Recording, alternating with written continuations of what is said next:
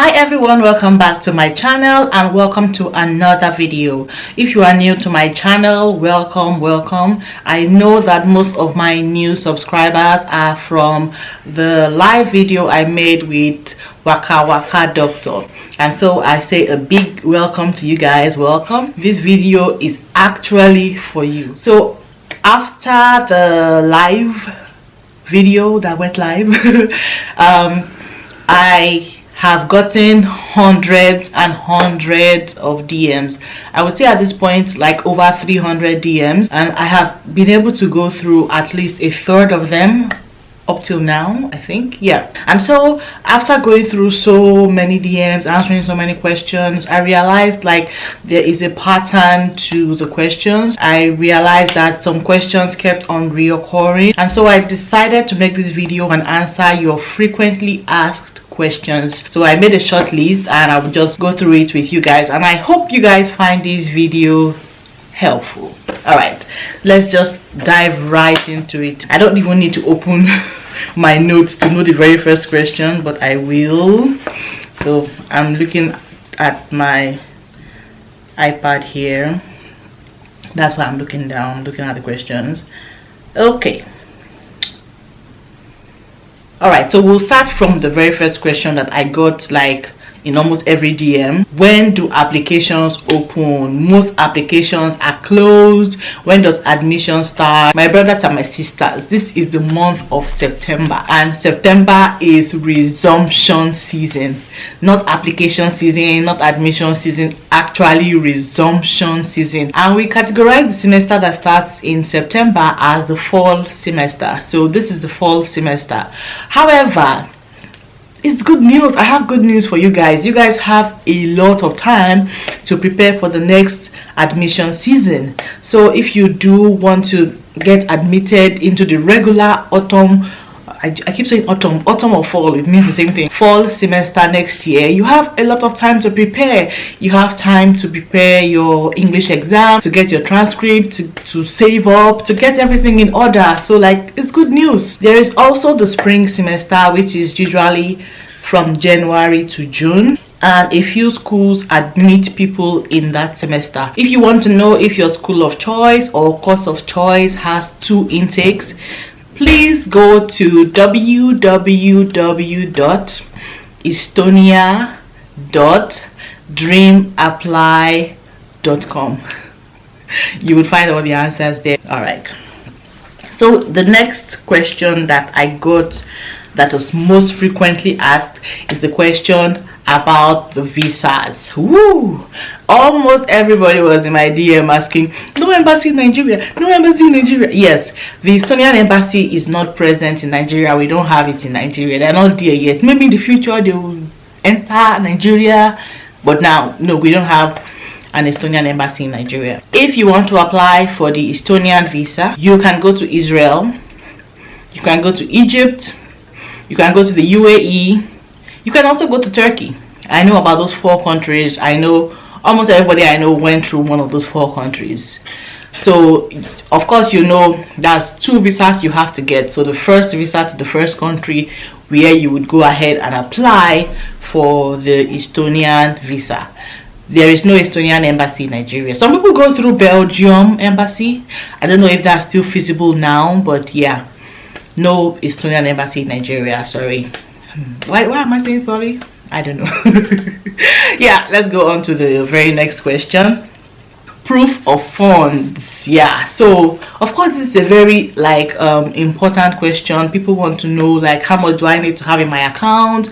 Will I even ever be able to save up enough money to show in my account as proof that I can come and everything? So yes, you'll be required to show proof of funds when you are applying for your visa. So you are supposed to have at least 300 euros for each month of your stay. You are supposed to have a minimum of 300 euros to spend per month deposited in that account as proof, and usually they want to see proof for 6 months to 1 year.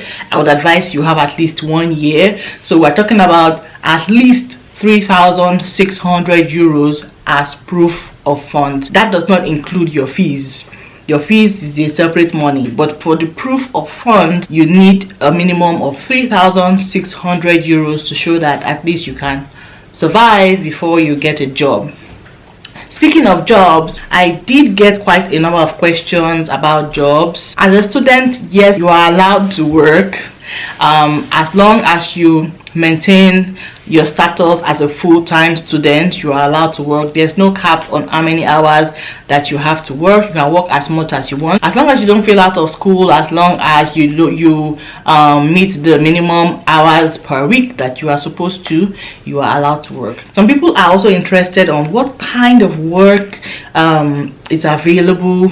There are all kinds of jobs, from menial to non-menial, white collar, blue collar, tech, startup, name it. I had quite a number of people, doctors, radiologists, radiographers, sonographers, oncologists, reach out to me like, okay, I have done my residency, I have this, I have that, can I just write exams and enter the health sector? Unfortunately not, because it's still restricted. Foreigners are not really, it's not really open to foreigners yet, majorly because of the language barrier. So if you are already established in the health sector in your country and you want to make the move to Estonia and still continue in the health sector, it might be a bit difficult, a bit tricky if you are not committed to learn the language. What I would say, what I would advise, this is just me saying, you don't have to take it. You can come and do your master's, come and do your PhD and a degree, and use that time to learn the language,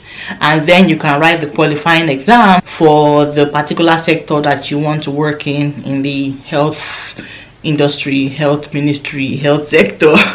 That's what I would say. So yeah, that is that. I answered 2 questions there. The 5th most frequently asked question that I got was from people that have OND, HND. If you don't know what that is the ordinary national diploma or the higher national diploma that is usually gotten from polytechnics back in our home country, Nigeria. So OND, HND and 3rd class degrees are not eligible for the master's program. So you would most likely have to have to go for the BSc or any other program, but not master's, not PhD.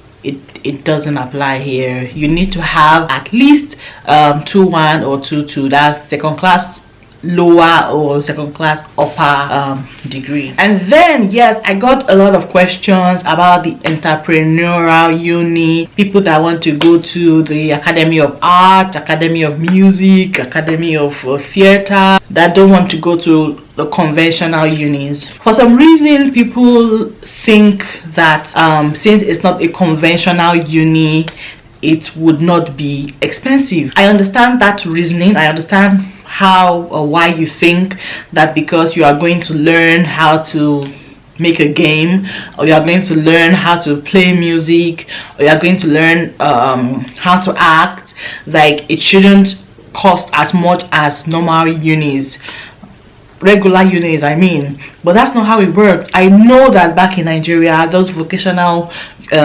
colleges cost much less than the conventional unis, but that's not the case here. And I'm sorry to burst your bubble, those schools cost a bit more than the conventional unis. Like if you do want to go to the entrepreneurial uni, I searched for a course there, I think it was game design or something, I can't remember, and it was about 5,500 euros to do that, compared to a master's degree where you can pay as low as 1,000 euros. So do not think because it's a vocational course so you will not pay.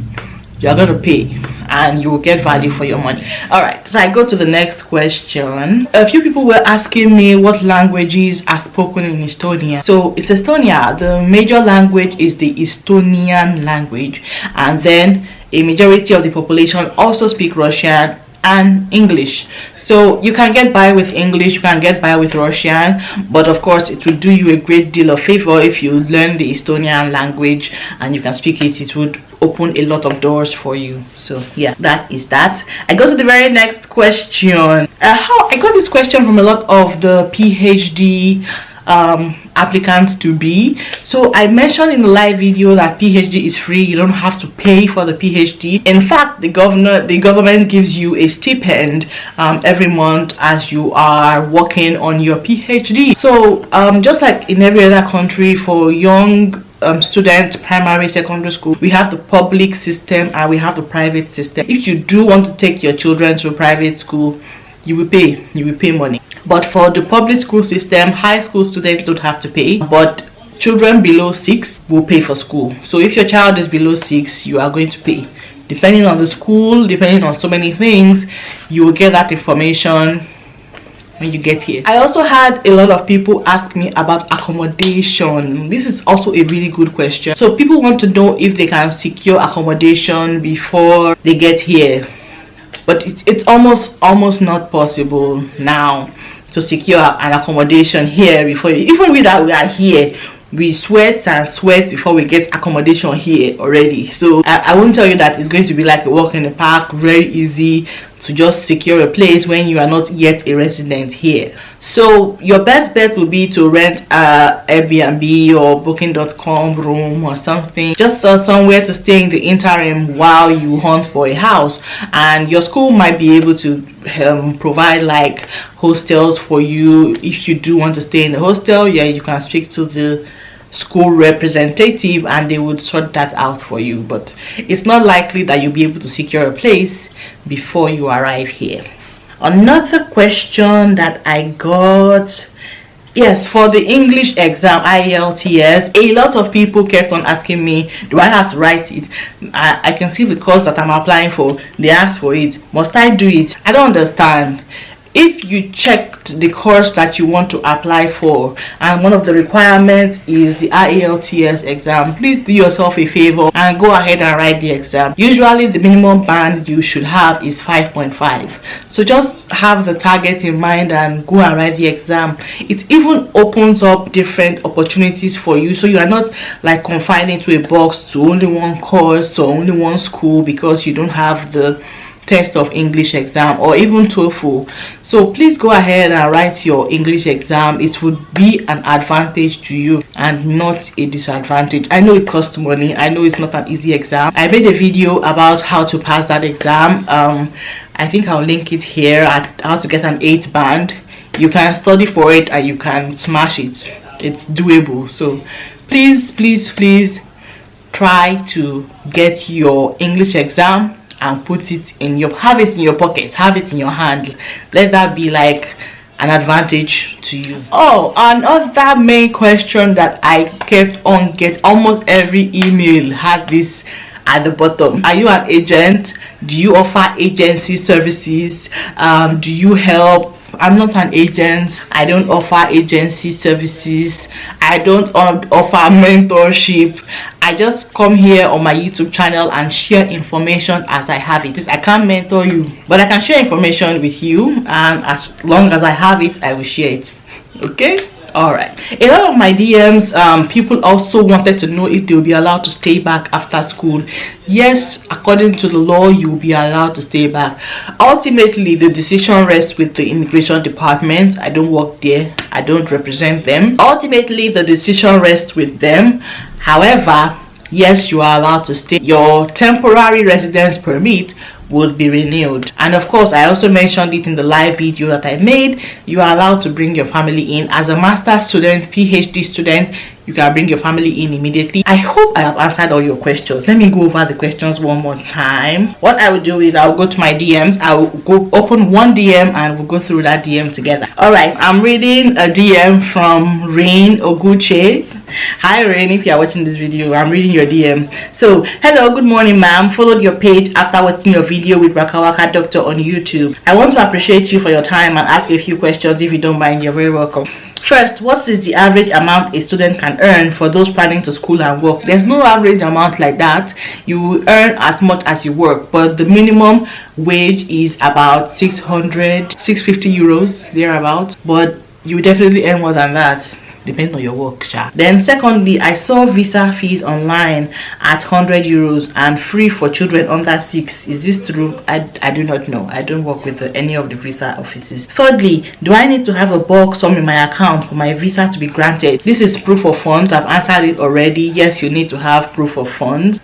Fourthly, how long does the admission take? It can take from 1 to 4 months, maybe more, maybe less. Fifthly, I have 3 kids, all under 4.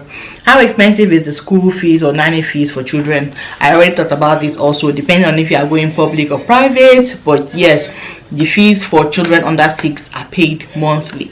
It's not a big money, it's a stipend, but yes, you will pay fees. As for the nannies, I don't know how much nannies costs.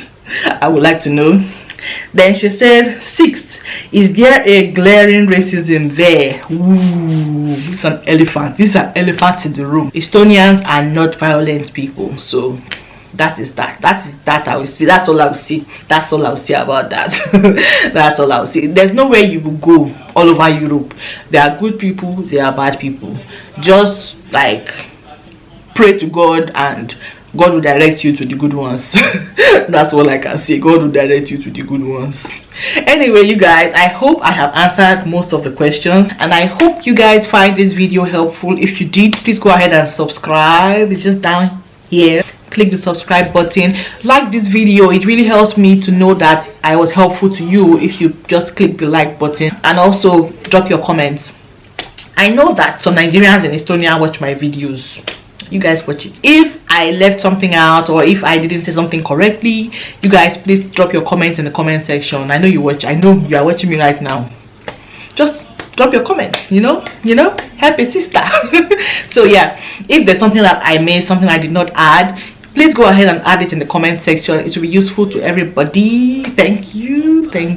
All right, guys, thank you so much for watching. I will see you all on my very next video.